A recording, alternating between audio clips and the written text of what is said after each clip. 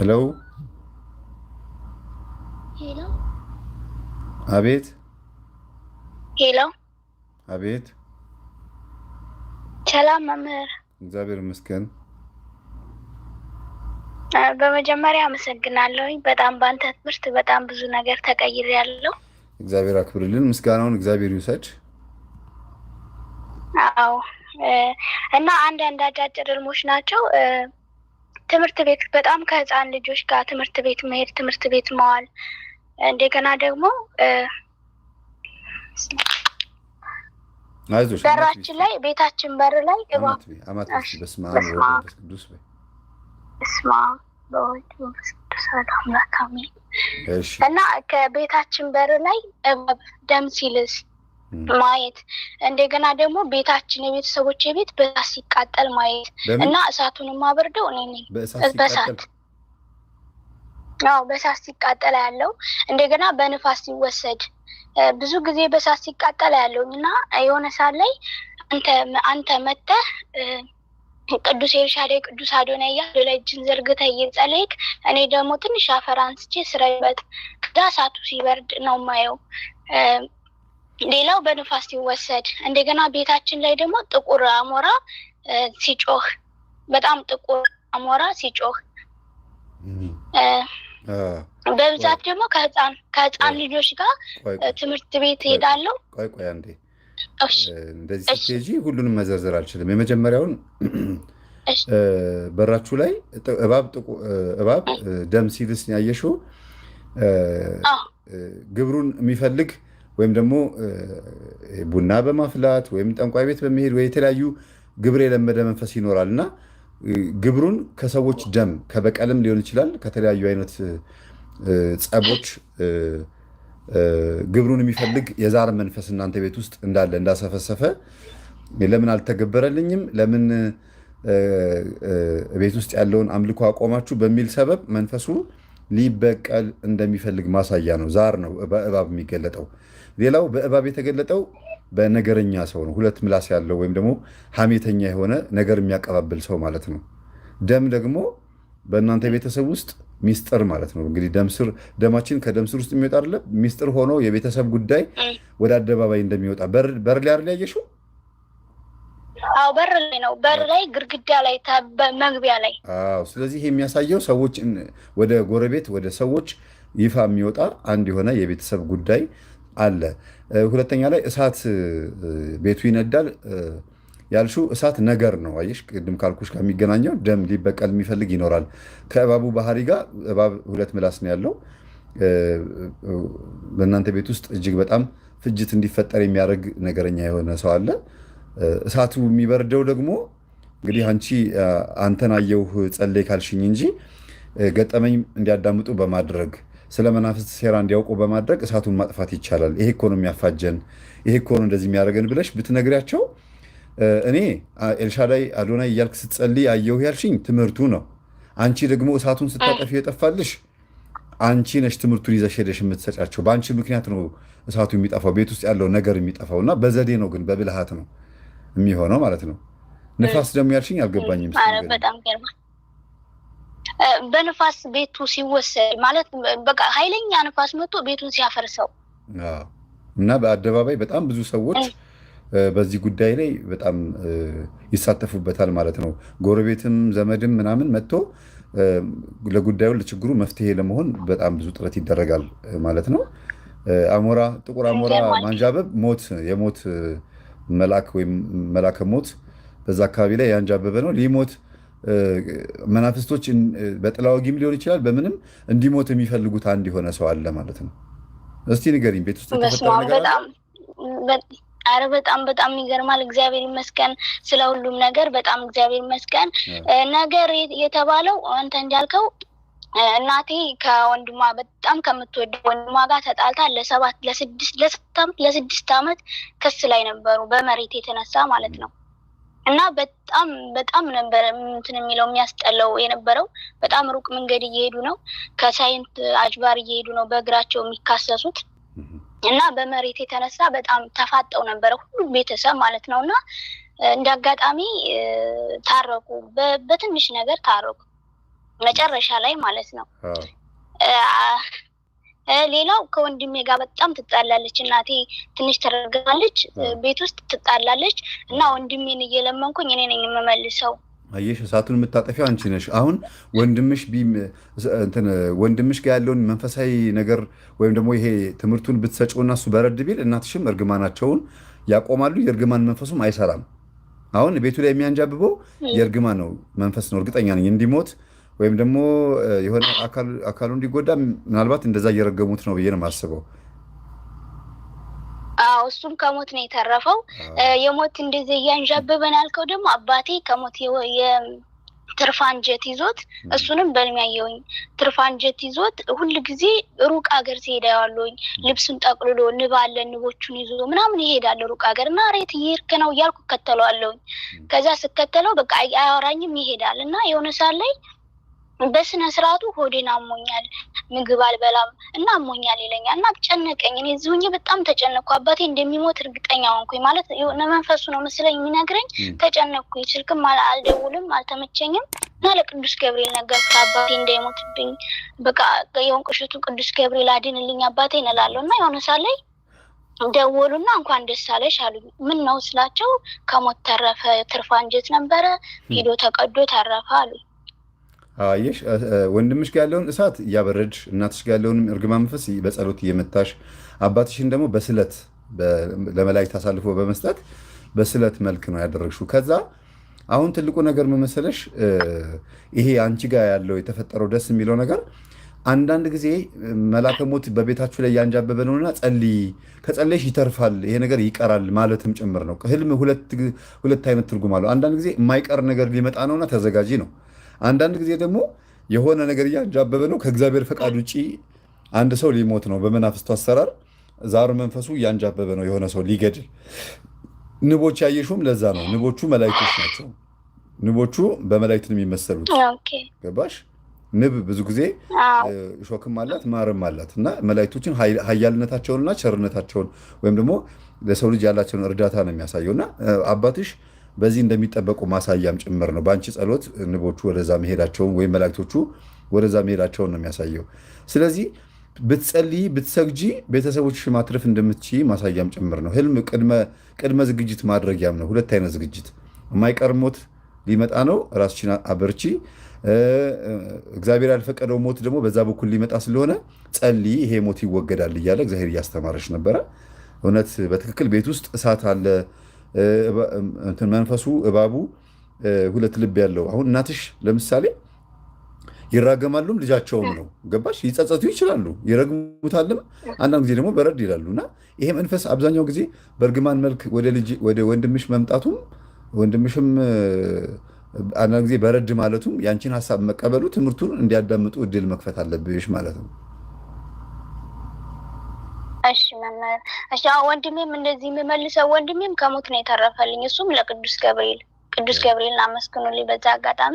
እሱም የዛገ ወስፌ ወቅቶት የዛገ ወስፌ ሲወጋ ለካ ወደ ሌላ ነገር ይቀየራልና ሰፈራችንም አንድ ጓደኛው ሙቷል በእንደዛ ምክንያት ማለት ነው። እና እሱም ወስፌ ወቅቶት ግን አልደማብኝም ብሎ ዝም ብሎ ልክ 15 ቀን ሲሆነው ጣለው እና ደሴ ሆስፒታል ገብቶ በጣም ነው የሚገርመው። ደሴ ሆስፒታል ሲገባ ሆስፒታሎቹ እንደዚህ አይነት ነገር እኮ አይድንም አይተርፍም ብለው በቃ ዳነ። እኔ ደግሞ ልማይቼ ነበረ የሆነ ረግረግ ነገር ሲረግጠው እንዳትረግጠው ትሞታለህ እንዳረግጠው እያልኩት ረግጠው ሲሄድ እና እሪ ብዬ ነው የተነሳሁት። የዛን ሰዓት ለአንድ ወር ያህል ሰላም አጥቼ ይለቃል ለቅዱስ ገብርኤል ነገርኩት። እንደዛም ሆኖ ተርፎልኛል እሱ። እንዳትረግጥ እያልሹ መርገጡ የሚያሳየው አንቺን ባለመስማቱ በራሱ ውሳኔ ሄዶ አሁን አንቺ ከወስፌ ጋር አገናኘሽው እንጂ በሌላ መንገድ አንቺ እንዳታረግ ወይም ከማየ ጋር እንዳትጣላ ብለሽው ድጋሚ እየተጣላ አለመጠቀሙን እንዲያውቅ እንዲረዳ ወይም ደግሞ አንቺ እንድታቂ ሁልጊዜ ከሀሳብሽ ተቃራኒ የሆነ መንፈስ በውስጥ ውስጥ እንዳለ ማሳያም ጭምር ነውና እንኳንም ወንድምሽና አባትሽ ተረፉልሽ። ሌላ ከሌለ ሌሎች ሰዎች እድል ልስጥ። ትምህርት ቤት ከህፃናቶች ትምህርት ቤት መሄድ፣ ቦርሳ ይዞ መሄድ፣ ከህፃናቶች ጋር መማር እና ብዙ ጊዜ ህፃናቶችን ማየት። የአንድ የ3 ዓመት ልጅ በጣም ትከታተለኛለች። ከእሷ ጋር እንደውም አሁን በቅርብ ጊዜ እንደውም ያንተ ልጅ ራሱ መታ ስኮለኩላትና ስስቅ በቃ ህጻናቶች ከኔ ጋር አያለውኝ እና ምንድን ነው በአንቺ ህይወት ውስጥ እግዚአብሔር ልትንከባከቢያቸው የሚገባ ይሄ በጎነት፣ ቅንነት፣ ቸርነት፣ የዋህነት፣ ታጋሽነት የሚባሉ የመንፈስ ፍሬ የሚባሉ ነገሮች አሉና እንክብካቤ ህፃናትን በህልም ማየት፣ አብረው ሲጫወቱ፣ ትምህርት ቤት ስትሄጂ ማየት ምንድን ነው በጣም ልትጠነቀቂላቸው የሚገቡ እግዚአብሔር የወደደልሽ በጣም ጥሩ ጥሩ በጎች አሉ ባንቺ ውስጥ። በለመለመው መስክ የምታሰማሪያቸው ደግነቶች አሉ ባንቺ ውስጥ እና ተንከባከቢያቸው። ህፃናት መቼም የወላጅ እንክብካቤ ይገባቸዋል አይደለም? ስለዚህ አንቺ ውስጥ አንዳንድ ሀሳቦች አሉ። በልጆች የሚመሰለው ሀሳብ ነው። እነዛ ሀሳቦች ደግሞ የአንቺ ልጆች አይደሉም፣ ከሌላ የመጡ ናቸው፣ ግን የሚጠቅሙሽ ነገሮች ናቸው። ከሰው ጋር በጥሩ ሁኔታ የሚያኖሩሽ ነገሮች ናቸው እና ልትንከባከቢያቸው ይገባል። ያም ደግሞ ምንድነው? ትምህርት ነው። ትምህርት ቤት ስትሄጂ ያየሽው ትምህርት ቤት መሄድ ማለት ለራስ ጊዜ መስጠትና ቆም ብሎ ማሰብ፣ ከነገሮች መማር፣ ከሰው መማር። ሰው የተጎዳ ሰው ስታይ እኔም እኮ ነገ እንዲያ ነገር ሊያጋጥመኝ ይችላል ብሎ ከሰዎች መማር እንጂ አንቺ ጋር እስኪመጣ ድረስ አለመጠበቅ ማለት ነው። ቦርሳ አዝሎ መሄድ በነገራችን ላይ በልቦናሽ ውስጥ እውቀቶች አሉ፣ ግን ለሰው አላወጣሽውም እና ለሰው የሚጠቅሙ በጣም ብዙ ነገሮች አሉ። የተዘጋ ሳጥን፣ ቦርሳ ምናምን ሚስጥር ናቸው። ሚስጥር ከእግዚአብሔር የሚሰጡሽ ጸጋዎች፣ ከእግዚአብሔር የሚሰጡሽ ጥሩ ጥሩ ትዳርሽንም ህይወትሽንም ልትመሪ የምትችይበት ጥሩ የሆኑ የተቀመጡልሽ በረከቶችሽ ናቸው። ቦርሳ ውስጥ ያሉ ደብተሮችም ሆኑ የተዘጋ ነገር። እሺ፣ ጥቅጥቅ ያለ ጨለማ ውስጥ ሆኖ በርቀት ግን ብርሃን ማየት እና መንገድ ሲሄድ ደግሞ በብዛት መንገዱ ይበላሽብኛል፣ ይፈርስብኛል መንገዱ፣ ወደኋላ መለሳለሁ እና ደግሞ ጥቅጥቅ ያለ እንትን ውስጥ ገብቼ ዙሪያውን የታጠረ ነው። እሮጣለሁ፣ ሁልጊዜ እሮጣለሁ እና በብዛት እሮጣለሁ። የሆነ ሳለ ቀይ ሴትዮ መታ ስታወጣኝ፣ ሁለተኛ ጥፋት አጥፍተሻል፣ ግን ከዚህ በኋላ ጥፋት እንዳታወጪ፣ አሁን ግን እኔ አወጣሻለሁ ስትለኝ፣ በፍጹም መሄድ የሌለብሽ ወይም መግባት የሌለብሽ የሆነ በራስሽ ውሳኔ ገብተሽ ከባድ ውጥንቅጥ ውስጥ ገብተሻል። ይሄ የሚያሳየው የምትሰሪው ስራ የት ሀገር እንደሆነች ባላቅም እግዚአብሔር ያልፈቀደው ህይወት ውስጥ ነው ያለሽው እና በተአምራቱ ነው የምትወጪው። እግዚአብሔር ካልፈቀደ የማትወጭበት የሆነ ነገር ውስጥ ገብተሻል እና ግን ተስፋ አለሽ። ብርሃኑ ተስፋ ነው፣ ጭላንጭሉ ማለት ነው። መሬቱ መፍረሱ፣ የረገጥሽው መፍረሱ፣ የቆምሽበት ያለሽበት ቦታ እግዚአብሔር ባርኮ የሰጠሽ ቦታ እንዳልሆነ ማሳያ ነው። እሺ፣ ደግሞ ጥቅጥቅ ያለ ሾሆሌ ውስጥ ሆኜ በርቀት ቤተክርስቲያን፣ የኪዳነ ምሕረት ቤተክርስቲያን ይመስለኛል። በጣም የምታምር ህፃናቶች ልጆች ትንሽም አይደሉ ትልቅም አይደሉ ነጭ በነጭ ለብሰው ከበው እየዘመሩና እኔ ግን ሾሆሌ ውስጥ ነው ያለሁት። ጥር ያለ ውስጥ ጫካ ውስጥ ሆኜ እዛ ቤተክርስቲያን ውስጥ እንዴት ነው የሚሄደው እያልኩኝ ሳስብ እነሱ ቁመው ዝማሪያቸውን አቁመው እነሱ እኔን ያሉ እኔም እነሱን አያቸዋለሁኝ። ግን ከዛ ወጥቻለሁኝ፣ ወደ ላይ ወጣሁኝ። ከዛ ከሾሆሌ ውስጥ ወጥቻለሁ፣ ግን ወደ ቤተክርስቲያኑ ግን አልደረስኩም። እግዚአብሔር ግን እየጠበቀሽ ነው ያለው። አንቺ ዘግይተሽበታል። አሁንም ቢሆን አንድ ስለት ተሳይ ካለሽበት ቦታ ወደ ሌላ አይነት ህይወት፣ ለምሳሌ የት ነው ያለሽው? አረብ ሀገር ከሆንሽ ያለሽው ወደ ሀገሬ እንድገባ እባክህን ብለሽ መሳል ነው። ትዳርም ወይም ደግሞ ጓደኝነትም ከሆነ ፍጹም እግዚአብሔር ያልፈቀደው ብቻ የሆነ እግዚአብሔር ያልፈቀደው ቦታ ነው የተቀመጥሽው። ጨለማ የሆነ ቦታ፣ ለቀጣዩ አስጊ የሆነ ቦታ ነው ያለሽው ማለት ነው። ቁጭሎ የሚያዩሽ ደግሞ የሚዘምሩት የሚሉት ቁጭሎ አንቺን የሚያዩሽ አንቺም የምታያቸው ዝም ብሎ የሚባክን ጊዜ ላይ ነው ያለሽው ማለት ወይ አልወሰንሽ ወይ ልምጣ ብለሽ አልወሰን ወይ ደግሞ ላድርገው አላልሽ ወይ ደግሞ እዛው ተቀምጠሽ ደግሞ እግዚአብሔርን አልጠየቅሽው። ዝም ብሎ ተፋጦ መኖር ማለት ነው። ዓለማዊ የሆነ አካሄድ ውስጥ ነሽ ያለሽው ማለት ነው። ኦኬ፣ ልብሴን ደግሞ ልቅልቅ አድርጎ አንድ ሰው በጣም የሚያስጠላ ሰው ነው። ልብሴን ልቅልቅ አድርጎ ትልቅ ባህር ውስጥ ሲከተኝና ሁለት በጣም የሚያማምሩ ወጣቶች መጥተው አንደኛው እኔ ላውጣ ሲል አውጣት ብሎ ሲያወጣኝ አውጥቶ ልብስ አልብሰውኝ ነጠላ ልብሰውኝ በዚህ ሂጂ ብለውኝ መንገዱን አሳይተውኝ ሲሄድና ነጭ ነጠላ የለበሱ ሴቶች ቁጭ ብለዋል እና እየወሩ የሆነች ሴት ግን ትገረፋለች ምናምንና ያቺ ጓደኛዬ ናት። በአጋጣሚ ሞታለች። እኔ እዛ አረብ ሀገር ከመጣሁ ነው የሞተችው እና ዞኝ ነው የሰማሁት። እና አንቺም እኮ እነሱ ባያወጡሽ እንደሷ ነበር ትገረፍ ይሉኛል ሴቶቹ። በህልም ልብስ ማውለቅ ስም መጥፋት ነው። በአደባባይ ስምሽ ይጠፋል። አመንዝራ፣ ሌባ ነች ምናምን ብቻ በጓደኛሽ በጓደኛሽ በኩል ስምሽ በአደባባይ በሆነ ምክንያት በሐሜትም በምንም የሆነ አንቺን አስቀይማሽ ይሆናል ብዬ ነው የማስበው። ዞሮ ዞሮ ልብስ ማውለቅ በሰው ፊት መዋረድ፣ እርቃን መሆን በሰው ፊት መዋረድ ወይም ደግሞ ሌላ ጉድፍ መሰጠት ነው። ግን እነዚያ ሁለቱ ወጣቶች ሚካኤል እና ገብርኤል በሚለው ልንፈታው እንችላለን። ወይም ደግሞ በአንቺ ህይወት ውስጥ ወደ መልካም ነገር የሚያሻግሩሽ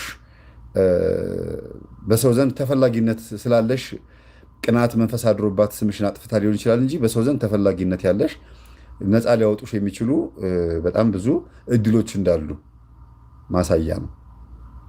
ሂጂ ብለው ሲያሳዩሽ ደግሞ እና በፊት ሂጂ ብለው ደግሞ አቅጣጫ ከጠቆሙሽ በኋላ ሲያሳዩሽ ከባህር ከወጣሽ ባህር ዓለም ነው። እሺ ባህር ዓለም ነው።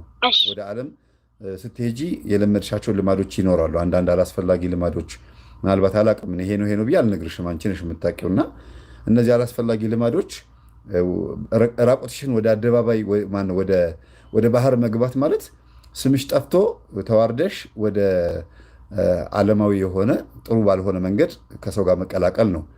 አዝነሽ ከፍቶሽ ወይም ጥሩ ወይም ደግሞ የሆነ ተጎድተሽ ከህዝብ ጋር መኖር ማለት ነው። ግን ውጪ ብለው አስወጥተውሽ እኔ ላልብሳት ለው ማለታቸው አልብሰውሽ ደግሞ መውጣትሽ ደግሞ ወደ ነበረው ስብዕናሽ በንስሐ ሚሆን በምንም ተመልሰሻል።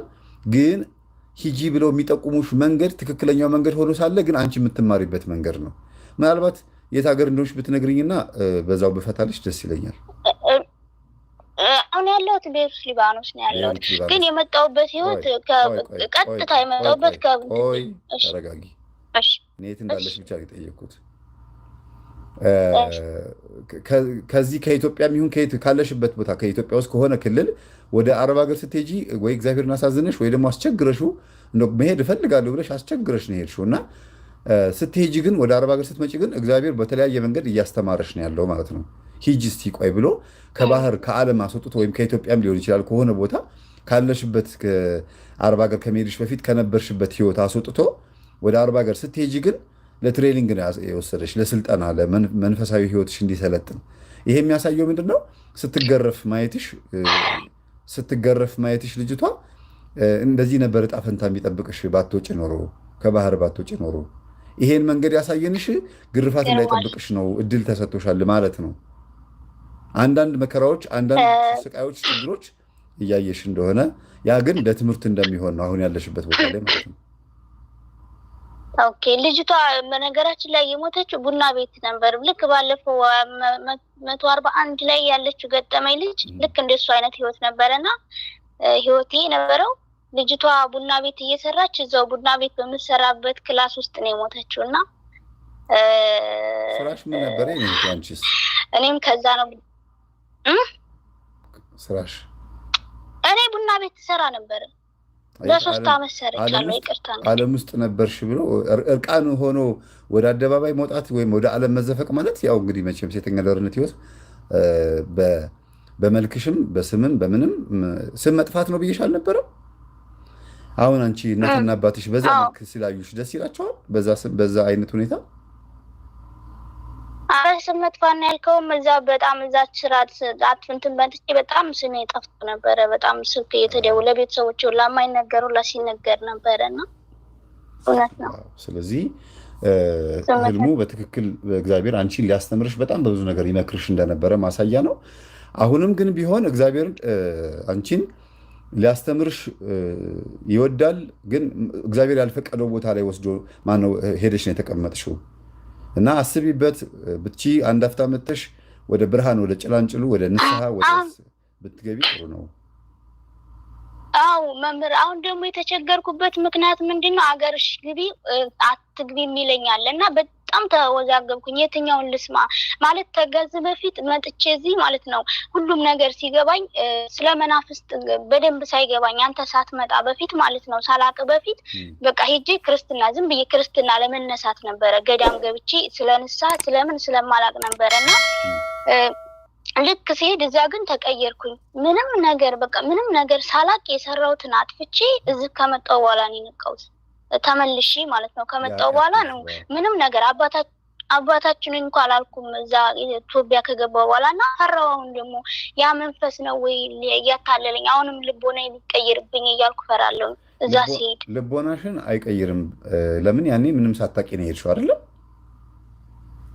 አሁን ግን አውቀሻል። ስለዚህ አንደኛ በጸሎት ሁለተኛ ነገር ደግሞ ሱባኤ ገብተሽ ወደ ሀገሬ ልገባ ነው፣ ይሄን ላረግ ነው። አንደኛ ቅዱስ ሚካኤል ቅዱስ ገብርኤል እንግዲህ እናንተ ናችሁ ልብስ አልብሳችሁኝ በክብር አቅጣጫ መንገድ ያሳያችሁኝ። ግርፋት እንዳለ ከዓለም ውስጥ ወይም ደግሞ እዚህ ልብስ አውልቆ በአደባባይ እንትን ማለት ስቃይ ነው። አንቺም እንደሷ ትገረፊ ነበር ማለት ንስሐ ሳትገባ በመሞቷ ማለት ነው። ወይም ደግሞ ባለችበት ህይወት ስሟ ልክ እሷ እንደሞተችው አንቺም ትሞች ነበረ ማለት ነውና ይሄን መንገድ ያሳያችሁኝ ሚካኤል ገብርኤል እናንተ ናችሁ። አሁንም አገሬ ገብቼ ተጠምቄ ንስሐ ገብቼ ስጋና ደሙን እስከምቀበል ድረስ ጠብቁኝ፣ በእኔ ላይ ሆኖ ሊያደፈጠብኝ መንፈስ ምቱልኝ ብለሽ መጸለይ፣ ሱባኤ መግባት ያስፈልጋል። በጥበቃ ውስጥ መሆን አለብሽ። ሌላው ግን ትልቁ ጉዳይ አንቺ እንደጠፋው ልጅ አይነት ነገር ስለምትሆኚ በርቀት ሆነሽ ስታቅጂ እግዚአብሔር ደግሞ በቅርበት አጠገብሽ ሆኖ እየሰማን ያለውና ለኢትዮጵያ ነው እንጂ የራቅሽው ለእግዚአብሔር የትም ሀገር ብትሆኚ በአውሎ ንፋስም በወጀብም መንገድ አለውና ብትቺ አሁኑኑ በልብሽ ውስጥ እግዚአብሔርን አባትነቱን እየሳልሽ አስተምረኸኛል፣ አመሰግናለሁ።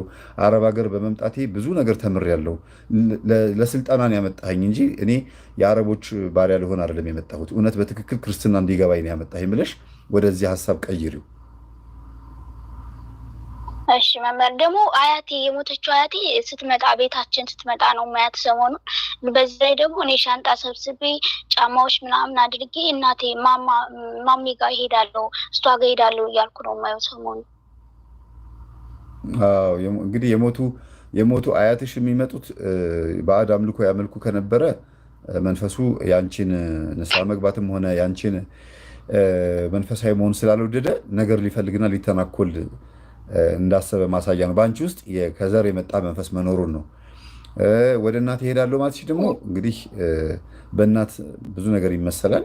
ስለዚህ ይህ በጎ ነገር ነው፣ ግን ተጠንቀቂ ማለት ነው። ጥንቃቄ። ወደ እናትሽ ስትመጪ ከአያት የመጣው መንፈስ እናትሽ ላይ ሆኖ ነብር ሆኖ ነው የሚጠብቅሽ ማለት ነው። ከአያት የመጣው እናትሽ ላይ ሆኖ ነው የሚጠብቅሽ ማለት ነው። እሺ፣ አንድ ደግሞ ያሳደገችኝ በእናት ነበሩና ዛር አለባት፣ በጣም ኃይለኛ ዛር አለባት ያሳደገችኝ ጎረቤት እና እሷ በጣም ነበረና በጣም ነበር የምወዳት። ከዛ እኔ ሂጂና ግቢ ጠይቅ ያስባል እምቢ አለኝ። መግባት አቃተኝ በጣም። ሰው ላስረዳቸው በሞክር እምቢ አለኝ። በውን ነው እሱ በውን ነው እና መግባት አቃተኝ። መግባት ሲያቅተኝ ስነግራቸው እንዴት ነው መግባት አቅተኝ የምትይው? ግራለሽ እጃለሽ ምን ወሬ ብለሽ ሰደውኝ፣ ቤተሰቦቼ ሰደውኝ። ሴትዮዋ እዛ ታለቅሳለች። አሁን እንዴት አሳድጌ መታገብ ታታኝም እያለች፣ እኔ ግን መግባት አቃተኝ። እባብ ይታየኛል፣ ጥቁር ውሻ ምናምንና ከዛን የሆነ ሳለ በቃ ተስፋ አቋረጥኩኝ። መቼ ነው ይሄ? ይሄ በውን ነው በውን ነው ይሄ። ከዛ በእድሜ ምን አየሁኝ? ነጭ በነጭ ለብሳ ስትጠቅሰኝ አየኋት። ሴትዮዋ ማለት ነው። ታማ ተኝታለች። አንዴ አታደበላቂ። ህልም ስትናገሪ ህልሙን ብቻ መጀመሪያ ትናገሪና ከዛ በኋላ ወደ ጉዳዩ ነው እንጂ አክስቴ የነበረች ምናምን ሳይሆን በቀጥታ ህልሙን ንገሪኝ። በህልምሽ ያየሽው ምንድን ነው? እሺ፣ በህልም ያየሁት ሴትዮ ነጭ በነጭ ለብሳ ስትጠቅሰኝ፣ ከጠቀሰች በኋላ ግን ሄድኩኝ። እሺ፣ በህልምሽ ማለት ነው? በህልሜ ነጭ በነጭ ለብሳ ስትጠቅሰኝ ነው ያየሁት። ከዛ በፊት ግን አልገባሁም ነበር እኮ። የሄድሽው ግን በህልምሽ አይደለም? የሄድኩት በህልሜ አይደለም፣ በእውኔ ነው የሄድኩት። ግን በህልሜ ጠቀሰች ነጭ በነጭ ለብሳ። አይ የቡዳ መንፈስ ነው። እሺ፣ የቡዳ መንፈስ አንቺ ውስጥ እሷ ጋር የቡዳ መንፈስ ስላለ ዛሬ ደግሞ መጸለይ መስገድ ከጀመርሽ በኋላ ነው መግባት ፈራሁኝ መሄድ አቃተኛልሽ ወይስ በፊት ነው? አይ በፊት። ስለዚህ አንቺ እዛ ቤት መግባት ያልፈለግሽው የቡዳው መንፈስ አንቺ ውስጥ ያለው የቡዳው መንፈስ እሷ ጋር ያለው አንድ አይነት ተመሳሳይ ስለሆነ እንግዲህ ምናልባት ከዛ ጋር ያለው ግንኙነት ምን እንደሆነ ባይታወቅም መንፈሱ ሴትዮዋ ታማለች፣ አንቺንም ሊያሳምምሽ እንደሚፈልግ ወይ ነገ ከነገ ወዲያ እንደሚዋረድም አውቆ ሊሆን ይችላል። እንግዲህ አንቺ ጋር ያለው መግባት ያልፈለገው አይነ ጥላ ወይም ሌሎች መናፍስቶች ብዙ ጊዜ ሌላ መንፈስ እንዲገባ ካልፈለጉ አይወስዱሽም፣ ልብሽን ይይዙታል። አንዳንድ መናፍስቶች መስተፋቅር ሲመጣባቸው በተለይ አይነ ጥላ ቡዳ አይነ ጥላ መስተፋቀር ሲመጣባት አታስገባም። እኔ ይሄ ልጅ ወይም እቺ ልጅ እንድታገባ ወይም እንዲያገባ ስለማልፈልግ አንተ አትግባ። ምክንያቱም መስተፋቀር አግባ ተብሎ ነው የሚመጣው ወይም አጋባኝ ተብሎ ነው የሚመጣው። ያችኛዋ ደግሞ ያሳደገችው መንፈስ ደግሞ እንዲያገባ አልፈልግም ትላለች። ምናልባት ተስማሙ ከተባለ ግን ይጋቡና በ6 ወር በአመቱ ደግሞ እንዲፋቱ ያደርጓቸዋል ባልና ሚስት። እና አንቺ ጋር ደግሞ ያለው ደግሞ ምንድን ነው አክስትሽ ጋር ያለው የቡዳ መንፈስ አንቺ ጋር መምጣቱን ያ ደግሞ እሷን ሊገላት የሚፈልግ መንፈስ አንቺንም በዛ መልክ አንድ አይነት የሆነ እንግዲህ ለሞት መጥራት እንደማለት ነው። የሞት ጥቅሻ ነው የሚያሳየው። መፍራትሽ ራሱ የመላከ ሞት እንዳትገቢ ከልክሎሽ ሊሆን ይችላል። እንግዲህ እግዚአብሔር መንፈስ እዛ ቤት እንዳትገቢ ከልክሎሽ ሊሆን ይችላል። እሺ መምህሬ በጣም አመሰግናለሁ። በጣም ብዙ ነው ግን ያለኝ ለዛሬ ይበቃኛል።